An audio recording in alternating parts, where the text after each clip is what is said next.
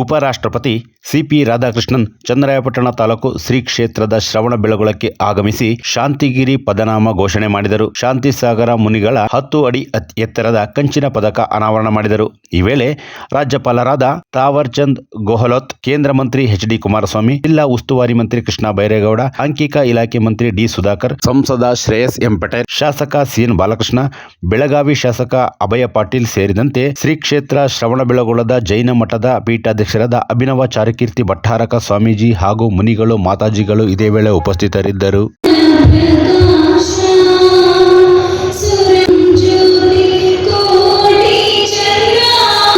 Ladies and gentlemen, I very respectfully invite profoundly respected Shri C.P. Radhakrishnan ji, Honorable Vice President, unveiling the statue of Acharya Shri Shanti Sagar ji and also the hill of Shri Kshetra Shravanabela.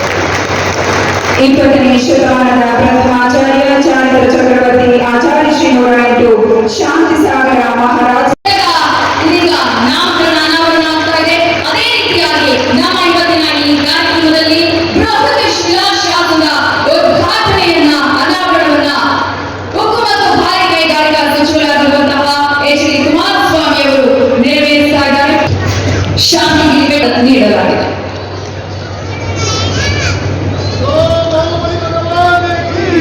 Vice President of India, Shri C.P. Radhakrishnan sir, I request Shri C.P. Radhakrishnan sir kindly accept our reverend. ಉತ್ತರ ಶ್ರೀ ಕ್ಷೇತ್ರ ಶ್ರವಣಬೆಳಗೊಳಕ್ಕೆ ಪ್ರಥಮ ಮೋಕ್ಷಗಾಮಿಯ ಸಣ್ಣ ಉಪರಾಷ್ಟ್ರಪತಿ ಧನ್ಯವಾದಗಳು. ಸುಮಾರು 2500 ವರ್ಷಗಳ ನಂತರ 4ನೆಯ ಬೆಟ್ಟದ ಜೋಡಣೆ ಆಗ್ತಾ ಇರತಕ್ಕಂಥದ್ದು, ಉದ್ಘಾಟನೆ ಆಗ್ತಾ ಇರತಕ್ಕಂಥದ್ದು, ಹಾಗೆ ನಾಮಕರಣ ಆಗ್ತಾ ಇರತಕ್ಕಂಥದ್ದು.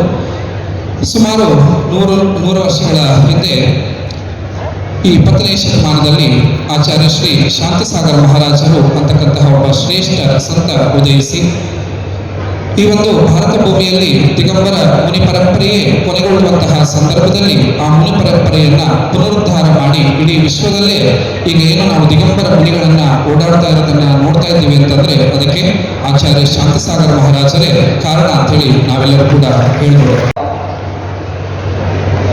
Holy place. Always protect the tradition, protect the heritage, protect the culture. Everywhere you go, the culture is being protected by the Kannadigas. That is a great contribution to our culture.